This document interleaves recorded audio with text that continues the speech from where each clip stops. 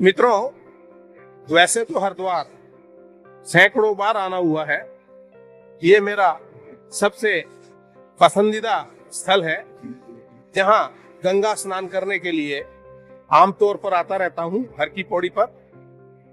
मेरा बचपन भी काफी हद तक हरिद्वार में व्यतीत हुआ है, लेकिन आज पहली बार मुझे भीमगोड़ा बैराज पर आकर इस बात का एहसास हुआ कि गंगा का पाट कितना चौड़ा है, कितना अथाह यहाँ पर जल है। बिल्कुल मेरे पीछे आप देखिए, नीला जल, कल बहती गंगा। आप अंदाजा लगा सकते हैं कि पहाड़ों पर कितनी बर्फ पिघलती होगी, जिसके बाद गंगा ये एक विराट स्वरूप लेती है। इतनी बड़ी गंगा जो गंगा सागर तक जाकर मिलती है। लाखों करोड़ों लोगों की आस्था का ये विषय है। लोगों के पाप गंगा का स्नान करके धुलते हैं। कितने करोड़ों लोगों की और जीव जंतुओं की इससे प्यास बुझती है, कितनी उपज होती है, इसका पानी कितना स्वच्छ और निर्मल है, और किस प्रकार से गंगा बहती है, सदियों से बहती आ रही है।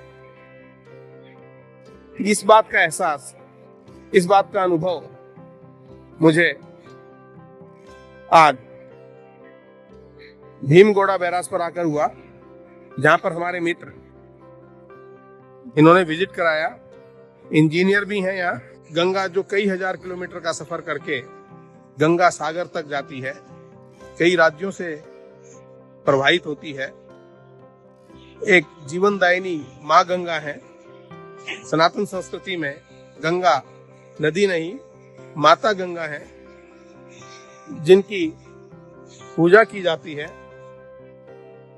जिनके जल में स्नान करके जन्म जन्म के पापों का नाश होता है। राजा भागीरथी ने इसीलिए गंगा को पृथ्वी पर स्वर्ग से आने के लिए एक तरीके से मजबूर किया था। शिव जी की जटाओं में गंगा के वेग को संभाला गया। ये हम सुनते और पढ़ते आए हैं। सनातन संस्कृति में हमारे पौराणिक ग्रंथ हैं, उनमें इस बात का उल्लेख है कि किस प्रकार से गंगा का पृथ्वी पर अवतरण हुआ था। और आज ये जो मुझे यहाँ पर आने का अवसर मिला, हमारे मित्र सिद्धार्थ जी और इनके सहयोगी जो इंजीनियर्स यहाँ पर कार्य करते हैं, गंगा के बीच में ये लकड़ी का एक शानदार गेस्ट हाउस जैसा कमरा शायद नियंत्रण करने के लिए इसको बनाया गया। पाइन वुड का ये कमरा बना है, जो फिनलैंड से इस लकड़ी को मंगाया जाता है। गलती और सड़ती नहीं है। और यहाँ पर एक बात का उल्लेख करना और आवश्यक है, जैसा कि सिद्धार्थ जी ने बताया, सन 1840 में अंग्रेजों ने गंगा के धारा को और वेग को थोड़ा सा नियंत्रण करके सिंचाई के रूप में एक एसिस का प्रयोग किया जाए, इस बात का प्रयास किया था। क्योंकि इस इलाके में गंगा का जल होने के बावजूद सिंचाई के सही साधन नहीं थे, इसलिए उन्होंने कैनाल बनाई, गंग नहर निकाली। इसके पीछे अंग्रेजों की सोच व्यापक थी कि जो इलाके के किसान हैं उनको पैदावार मिलेगी, सिंचाई से पैदावार होगी, और पैदावार होने से ही किसानों से लगान मिलेगा। लगान वसूली के लिए अंग्रेजों ने ये योजना बनाई कि किसान जब तक भूखे रहेंगे, कमाएंगे नहीं तो देंगे कैसे। ये जो है, बिल्कुल आप देखिए किस प्रकार से दूर दूर तक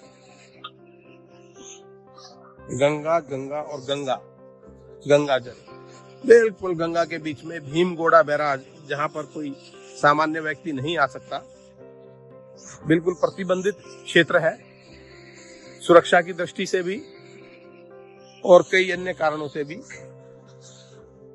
लेकिन हमें यहाँ पर आने का अवसर प्राप्त हुआ और आप देखिए, आनंद लीजिए, आनंद की अनुभूति कीजिए। गंगा स्नान किया, आप बाल देख सकते हैं किस प्रकार से गंगा में स्नान करने के बाल हो गए हैं। गंगा जल का आचमन लिया और सेवन किया। कुंभ की तैयारियां चल रही हैं। 2027 में हरिद्वार में कुंभ होना है और ये वीआईपी घाट बनाया गया है वीआईपी स्नान के लिए।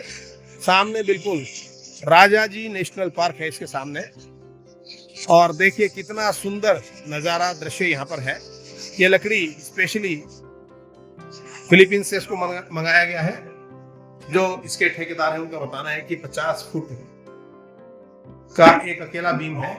समुद्र के जहाज से ये लकड़ी आती है, ना गलती है ना सड़ती है। और यहाँ पर जो वीआईपी आएंगे उनके नहाने का इंतजाम होगा। गंगा के बीच में उतर के यहाँ वो स्नान करेंगे। इस प्रकार की व्यवस्था सरकार कर रही है। बहुत व्यापक तैयारियां 2027 कुंभ के लिए सरकार की तरफ से की जा रही हैं। उम्मीद है आपको हमारी ये रिपोर्ट पसंद आई होगी। आप हमारे चैनल को सब्सक्राइब कीजिए, लाइक कीजिए और शेयर कीजिए। फिलहाल हरिद्वार के भीमगोड़ा बैराज से नमो इम्पैक्ट के लिए अतुल सिंघल की रिपोर्ट।